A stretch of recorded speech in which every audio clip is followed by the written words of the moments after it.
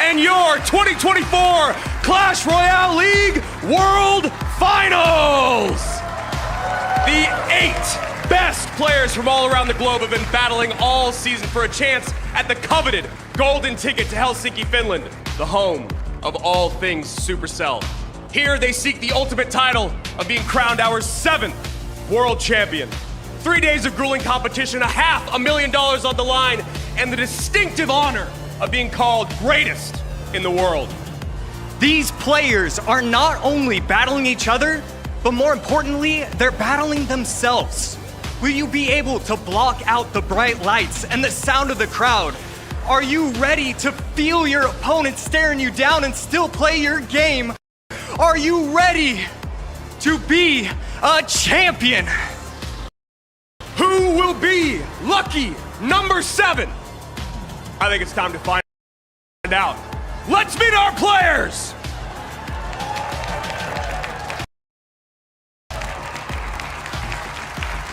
Mohammed Light!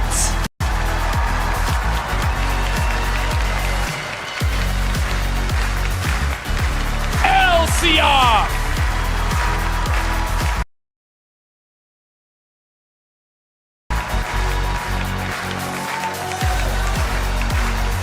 Lucas!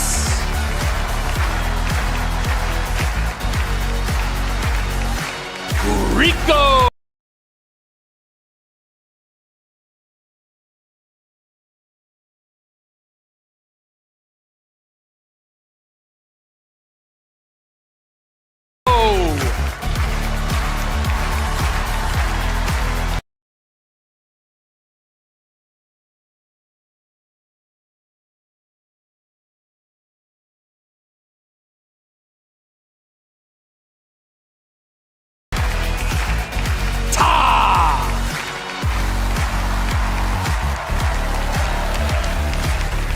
Riley!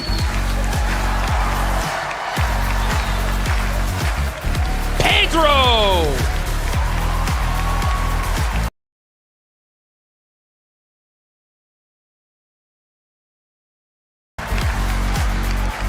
And Sub!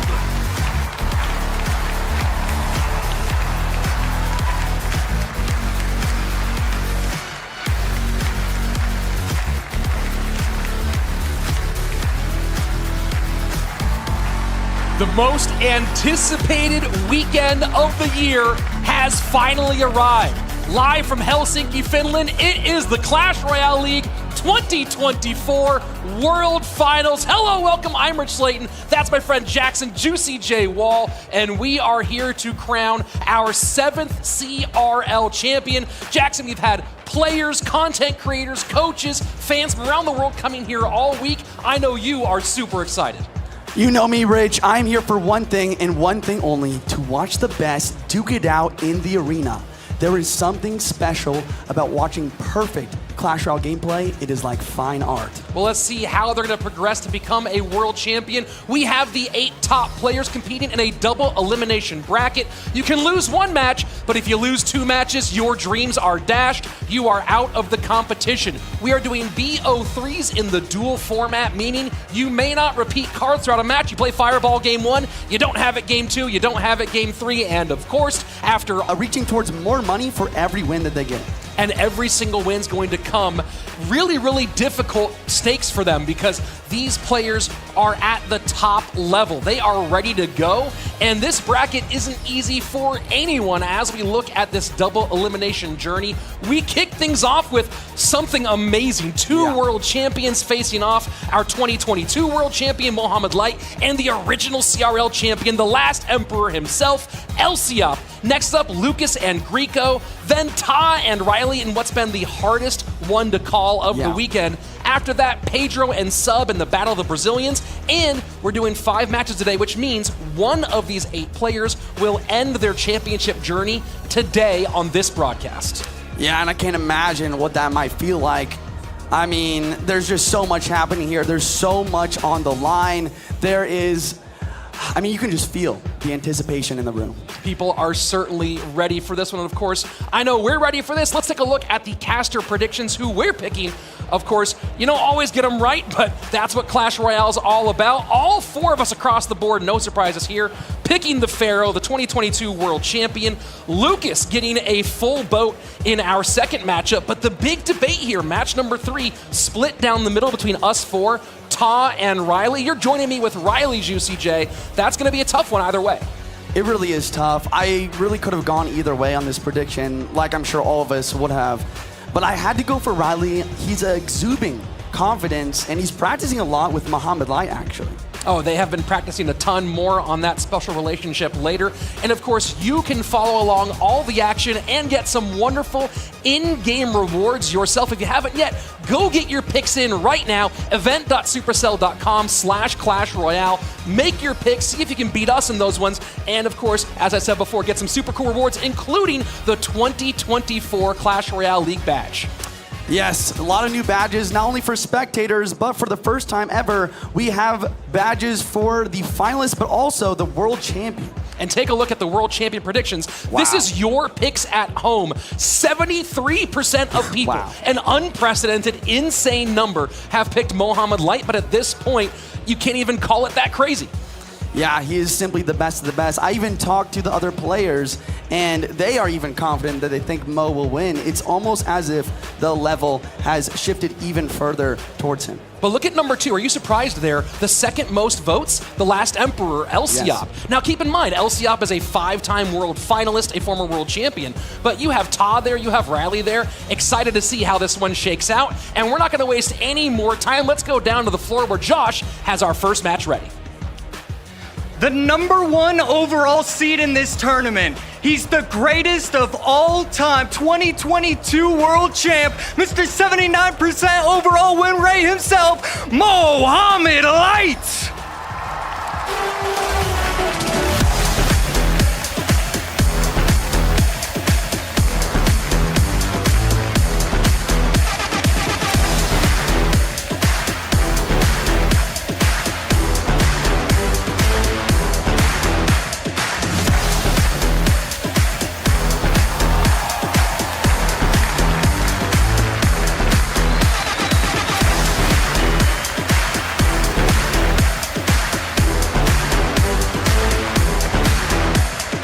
He's qualified for the World Finals 6 separate times, winner in 2018.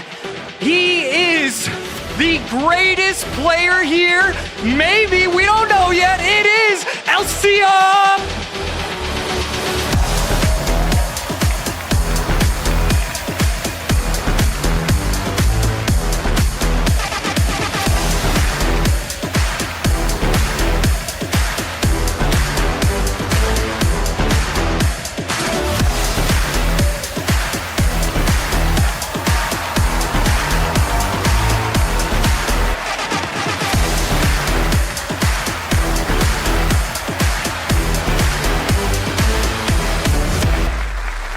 What an unbelievably special matchup we have here to kick off our World Finals. The former world champion, multiple-time world finalist, consensus, top 5 of all time. And I'm not even talking about Muhammad Light, Juicy J. Right, I mean this, like you said, it's the battle of the champions. We have the old guard versus the new guard. We have the best player ever versus the very first world champion in Clash Royale League. I mean, after me saying this, you might think it could really go either way, but I'm very confident in Muhammad Light. World champion, this is a guy who is more experienced than anybody on here, including Muhammad Light, and he is a crafty veteran. There's no accident that Elsiop is here. Yeah, and experience means a lot on this stage. We were talking about it last year where a lot of the most experienced players, you know, separate from skill level, were able to win in that first round. And I think it's because there's a lot of nerves on that stage. And we know that Muhammad Light has dealt with that a lot in the past. And we know one person who's not nervous at all is Elsiop. Yeah. He was playing live on stage before we were in the West, as CRL in the East had their own league one season before you began with Team Liquid in 2018. So this is a lot of history here. Very excited for this matchup, of course. Most people are rightly picking Muhammad Light in this one, but I want to get your opinion. What would you say are the odds here? Is this a 60-40 Muhammad, a 70-30 Muhammad? Are we going into the 80-20 range? Where do you put that? I think I'm actually going to put it at a 90-10 for Mohamed Light if he can get past those nerves. We know that Mohamed Light is known for losing that first round and making a huge lower bracket run like he did in 2022 when he was the world champion. And those of you picking along at home, we can see 83% of you going with the Pharaoh, 17% for Elsiop, and we heard in this room, one of the biggest pops coming in was for Elsiop, and this is such a popular player, in my opinion, top 5 all time, and the resume for him is phenomenal. The big question that we've been asking a lot is, he's been playing in primarily a different player pool the last couple of years, and does that player pool mean that his skills aren't being sharpened against the best like you have with the Western players? Yeah, the global arena, iron sharpens iron, Rich, and Mohamed Light's been practicing nonstop. Last year, he lost early, very unexpectedly, versus Adriel, and I think that since then, he's taken that personally towards himself. He's been grinding like no other, and when there's someone with that much talent, practicing that hard, that is a force to be reckoned with. And one of those big changes for Mohamed Light, speaking with him throughout this week, has been focused on improving with deck picking. Last year, in that elimination match, he had kind of a deck-picking mishap live on stage. So working closely with his coach, Julesy, back with his original coach from his 2021 runner-up run against Mugi, they've been focusing on how you do deck construction. And that's a thing that's interesting to talk about with Mohamed Light. His gameplay has always been so great, but thinking about how he continues to want to improve, and the fact that he said deck construction, the way it should be composed is so fascinating. Yeah, there's a lot to go into it. Like we talked about, it is duels formatting. It's not your normal in-game duels like you play in Clan Wars, but instead, it's no card can be repeated, but you can change your decks in between games. There's a 2-minute break for that to be happening, and it's very, very, very complicated. It's definitely complicated indeed, but we have no more wait for us. The 2024 Clash Royale League World Finals kicks off right now.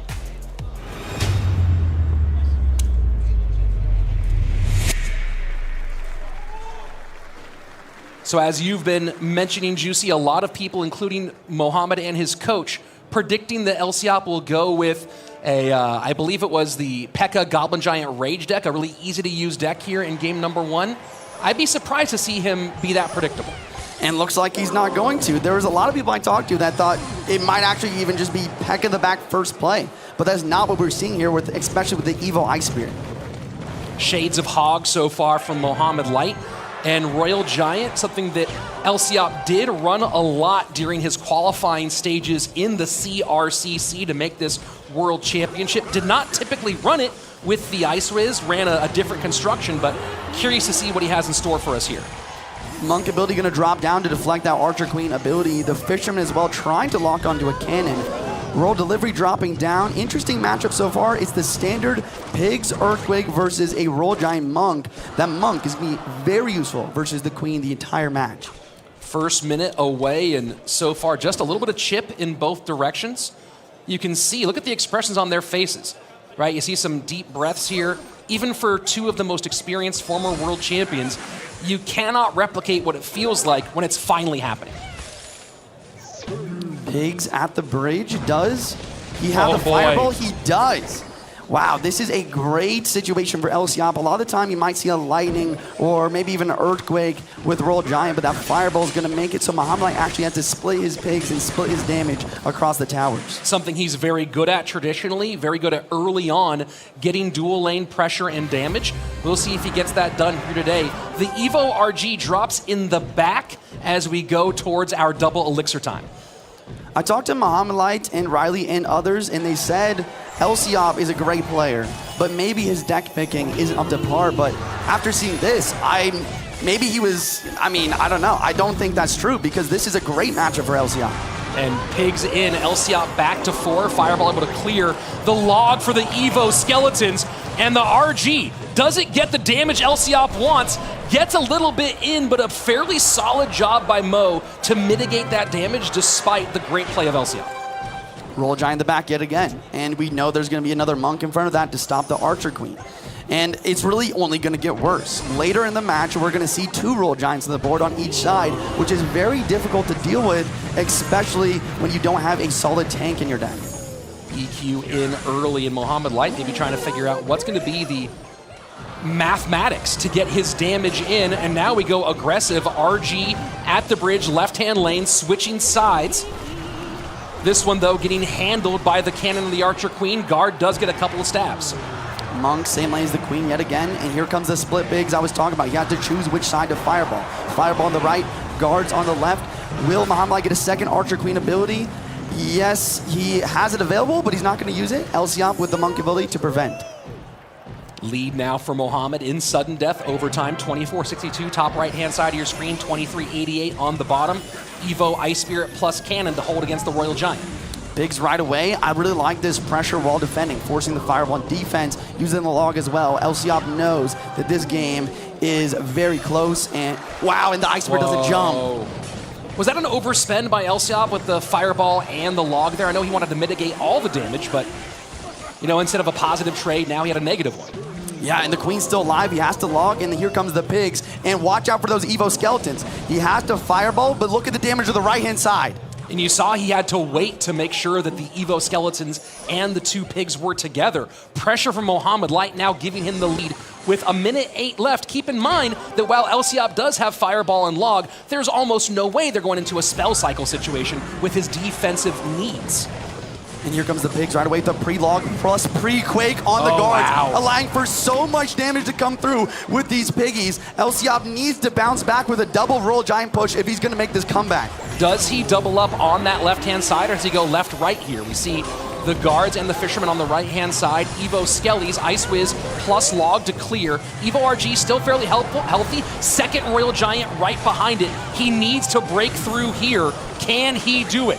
The Monk is deflecting the Queen and the Cannon. The Royal Giant is walking through. Log dropping down. Ice Spirit does get taken out. Evo Ice Spirit jumps. No, Evo Ice Spirit jumps, and that Royal Giant is locked down. That Cannon, the cycle of Mohamed Light. Fireball come out, and it really began to feel like, oh, Elsiop might have the answers here. But one of the things we talk about being Mohamed's greatest strength is the ability to process the matchup and figure out what are the ways I'm going to win this in real time, and we saw that happen perfectly right now. Yeah, I also love how he was always going off lane, and especially right here, I have to point out this prediction. I mean, this is really what won Mohamed Light the game. He goes for the pre-log and the pre-earthquake, taking out the guards, and with the Queen in the opposite lane, it's forcing out opposite lane pressure, but also allowing 3-card cycle for multiple cannons and multiple roll deliveries on defense. Now, Elsiop on his qualifying run did face someone running the Pigs Archer Queen deck in game number 1, but it was with the Tesla rather than the Cannon. In this case, in game number 1, but it was with the Tesla rather than the Cannon. In this case, though, he had gone from that. He replied by going with Hog, Monk, Fireball, Log, and so many pieces are gone now. So the big question is, what does Elsiop do in game number 2 for these deck progressions? It's a good question. I mean, decks, they play a huge factor in these games, but I mean, do we see the bridge spam? I did look at Elsiop's decks before the tournament. He's known for bridge spam. He also likes Mortar Miner, and of course, he's extremely good at a deck like Mohamed Light just played, Pigs and Hog Earthquake.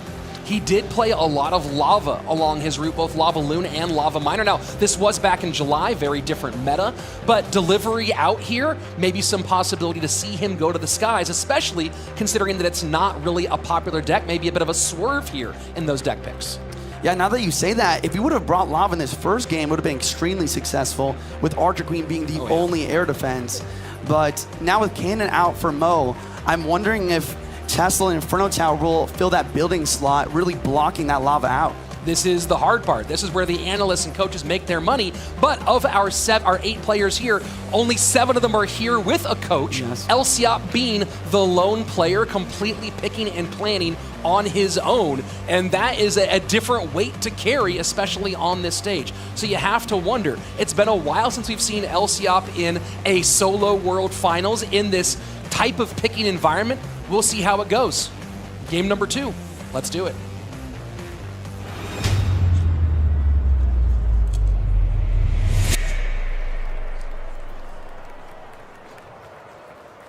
And players getting locked in here for their number 2 matchup.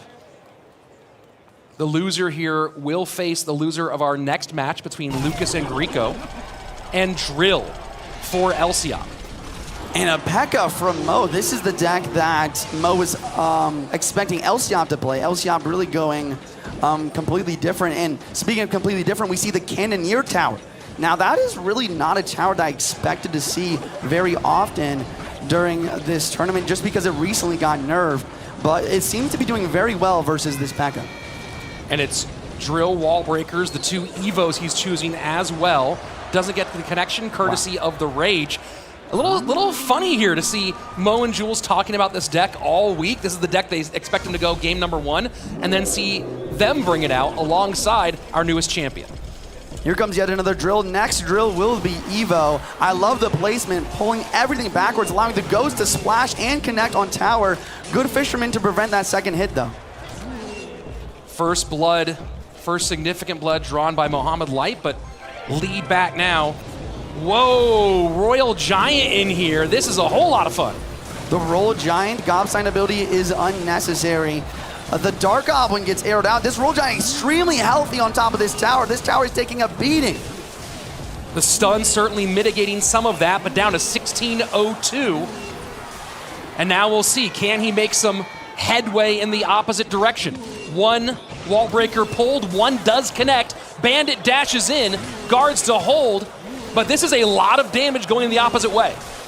Wow. I mean, both players very light in the defense, very aggressive on the offense, and here comes the offense yet again, the Evo Goblin drill. What does Mo have to deal with this? The Rage is not what you're looking for.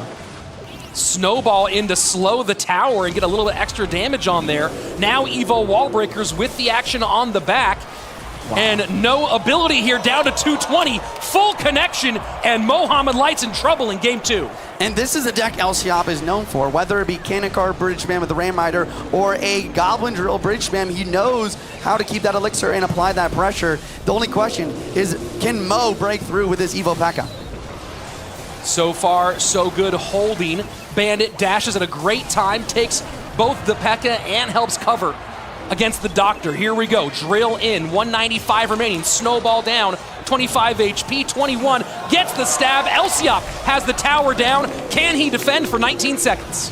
Here comes the Goblinstein and the Fisherman and the guards. The cannon does not pull. Evil Roll Giant is in cycle. Here comes the Goblinstein ability. Roll Giant is distracted though by the cannon and the Goblin Drill. I think he's got this defense. Oh my word. This is what you want. Champion versus champion. Game number 3, here we come. Oh my gosh. This is what I'm talking about. This is what I was talking about in the intro.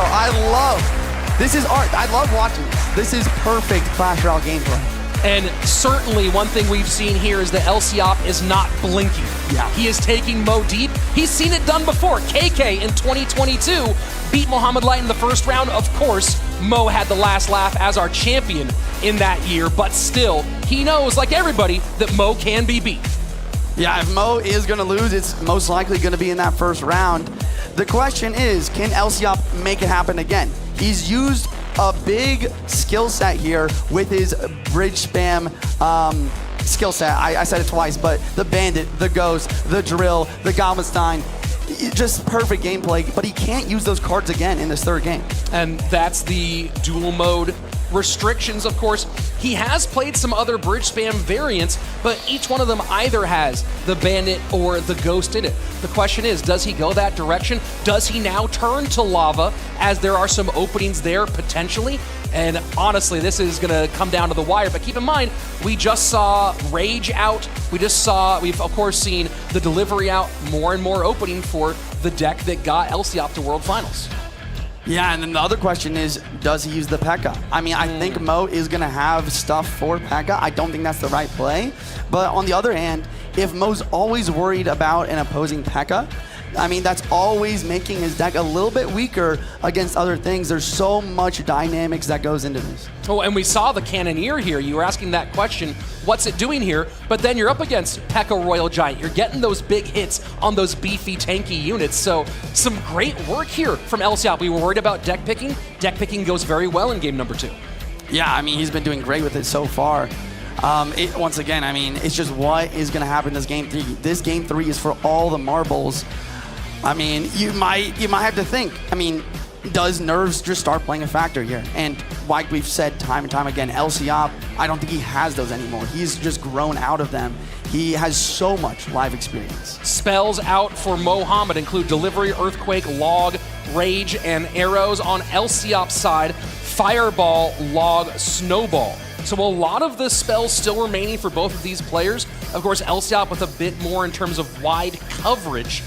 And then, of course, Royal Giant played from both players. Champions, Goblinstein played by both. Archer Queen out for Mohamed Light. Monk out for LCOP. Yeah, no Goblinstein. I mean, I gotta think it might end up being like a Mortar or Minor Control type of deck from Mo here. And then maybe LCOP bringing those pigs or that Hog EQ, as we know that he likes to do. Well, we've seen that happen in game number 1, and now you start to go deep into it. The big question here has the deck construction work that Mohamed's been putting in with Julesy come to fruition? We'll find out right now. The swing vote, game number 3. Let's go.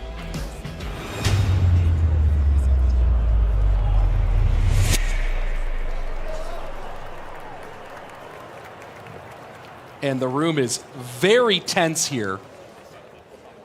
It's been a soft murmur as everyone's sitting doing what we're doing, trying to figure out what are they going to do next. Yeah, let's find out right now as both players are reaching 10 elixir. We say a cage right away from Mo. Goblin Gang from LCOP. Maybe the Mortar deck from LCOP. And Mo, I know he likes to play Evo Cage even with Cycle decks, so it's not guaranteed to be down here. LCOP did play some bait, of course, now that we see the Lightning Dragon. Probably not the Electro Dragon, but for a moment, maybe. And Loon. Wow. So he is going to the skies. And Mo, you are correct. We do see bait. Cage on the board here. The Cage is not really the building you want to have versus this balloon. You'd much rather have a Tesla. Shouldn't get a drop, but will get death damage as the Brawler goes and gives its punch the opposite direction. Mohamed Light with damage in both lanes. LCOP chipping that right-hand tower. And this, once again, is just so fascinating. LCOP, just great deck picks. He has the Bar Barrel for the Goblin Barrel. He has the arrows for the Princess. He even has the Lava Hound to tank for that balloon. What kind of air defense does Mo have for this last card? I mean, if he has a rocket, that could help, but this is looking very grim for our 2022 champion.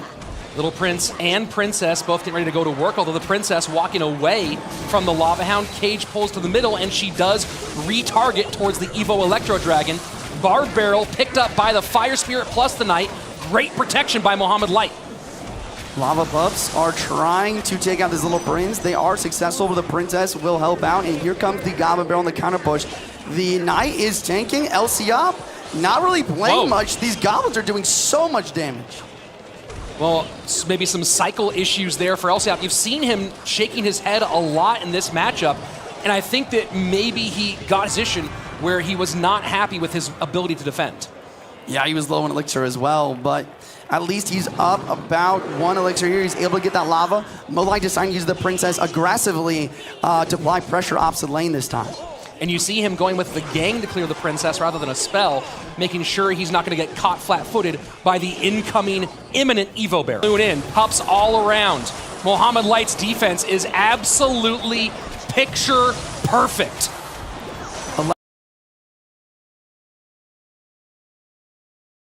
Electro Dragon gets a couple shots, but he needs a lot more oomph.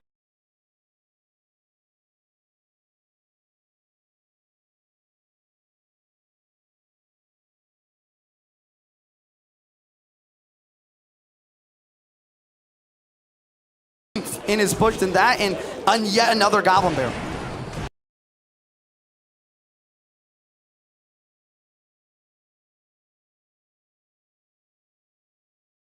Goes to the inside, easily read by LCOP. And this has just been so well controlled. You were worried about the air defense, but Little Prince, Princess, Goblin Gang, and the MVP so far has been the Snowball. Arrows dropping down the gang. Here comes the pre-snowball from Mohamed Light, forcing out the Barbarian Barrel, but now he can out-cycle with this Princess, bait out those arrows, and get another Goblin Barrel down right away. What does LCOP have in store to try to battle back into this one? The margins are so thin. Has to cover the left-hand side, right-hand side. side is a problem. The Knight touches down to 59 HP. Princess on the left-hand side, nothing on the right-hand side. GG, well played. Mohamed Light wins the first match of World Finals. And he finished it with style. The prediction fire spear at the end on the Goblin Gang, allowing the Princess to get the tower down. We talked about in the first game how Mohamed Light loves that dual lane pressure and that dual lane damage. He did it perfect. He did it so beautifully the entire way through, and that's what he's known for. Comes out, plays bait, gets a great situation and even better defensive maneuvers. I cannot wait to hear his thoughts on the match. Andrew, let's talk to Mohamed Light. My goodness, what an insane way to start our World Finals, everybody. Okay, first question, Mo, you're past round one, you're past the whole Mo does the lower bracket run. How does it feel to be safe for day one? Oh, I'm very happy that I don't have to play anymore today. I can just take a rest and watch the other players. Seeing these cards come out to kind of work through that matchup and I think impress everyone here in the room. I think the main advantage I had was because I was playing pigs a lot on ladder and I faced this type of RG deck many times. So I knew like what I need to do to have a chance at winning. Let's hear it one more time for our 2022 World Champion, Mohamed Light. And we talk about that ability to quickly process a matchup, and Mohamed Light lays it out for you right there. I've been playing this deck a lot. I've gone through just about every matchup for it, and the maintaining the memory of how all those work come to fruition here. Yeah, and that first game really just came down to that pre-log, pre-earthquake again, and that's what Mo Light does. He knows what you're gonna do before you know what you're gonna do. I've had that happen to me firsthand many a time, but yeah, the prediction there to clean off the guards completely, you could see LCOP's face in dismay when that happened. Juicy, talk to me about these two decks, because I even called it that I thought that LCOP was going to go Lava Loon at some point here. Yeah. You were nervous at first, but then Mohamed Light was able to control this beautifully. Yeah, and I mean, even I was like, I think that LCOP is matchup. He has the arrows, he has the Barbarian Barrel, the Electro Drag is difficult to deal with, the Balloon is difficult to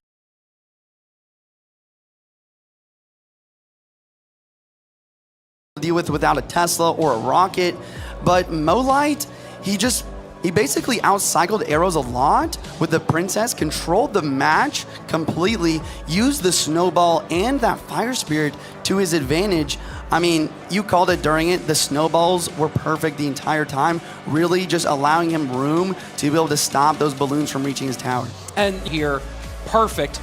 And we start things off with Mohamed Light taking one step closer to that World Championship. And keep in mind, folks, this is only 8 players, means it's a much shorter bracket. Mohamed Light is now just 2 wins away from being in our grand final. So that's a scary place for everyone else to be, to see that he is that much closer to being the final boss. Yeah, I mean, Mohamed Light coming for everyone in the lower bracket is one thing. He's a 4-time world finalist, 3-time monthly finals champion. The beauty of his gameplay is only matched by the beauty of his hair. It's Lucas X Gamer.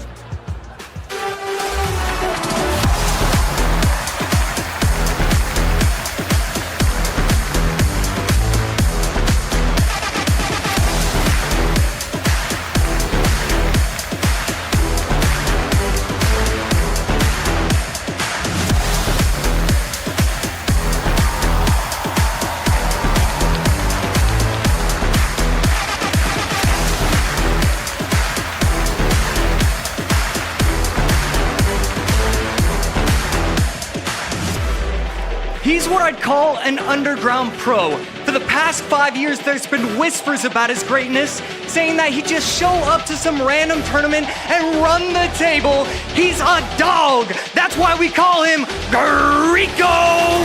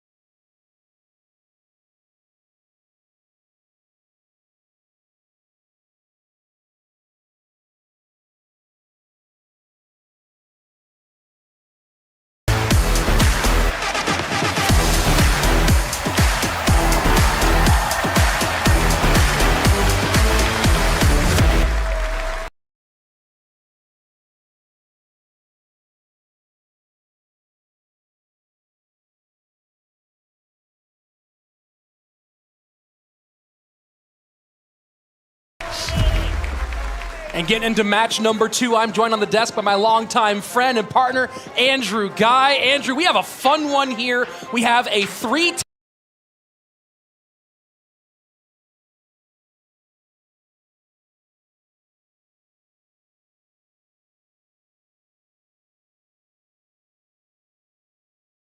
time monthly finals winner, one of the few in that rarefied air for Lucas, against a guy who took maybe a bit of an unorthodox route to this top 8. You know he's going to be mad if you didn't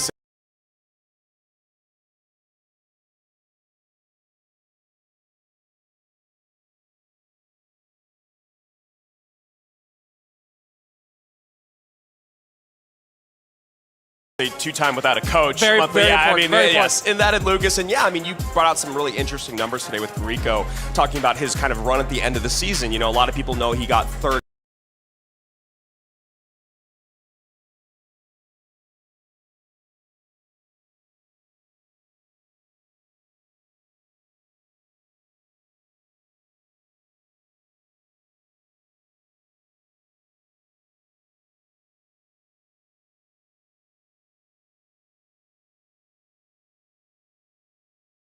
Place in our final monthly finals. But I think the thing that was a little bit more jarring about that was that you said his win rate was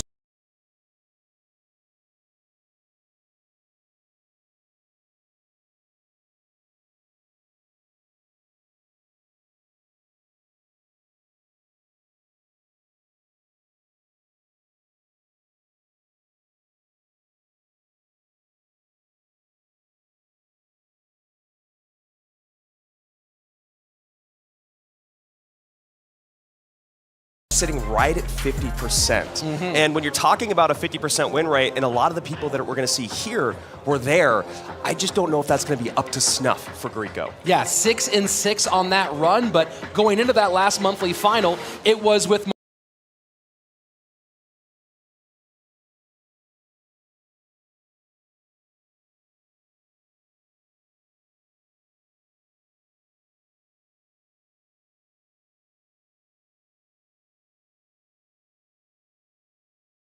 Mohamed Light and Ta, who already had golden tickets. So a 3rd place finish got him here. And Grieco was not very high up on the overall leaderboard points that Sub eventually qualified with. So some big questions here.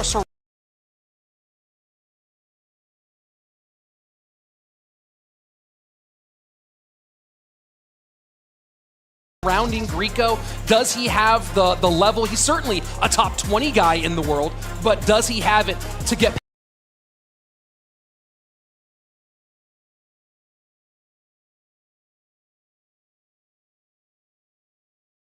past these top 3, top 4 guys? Right, and you can see right here, a lot of people thinking it's Lucas that is going to have the edge, 34% to 66%.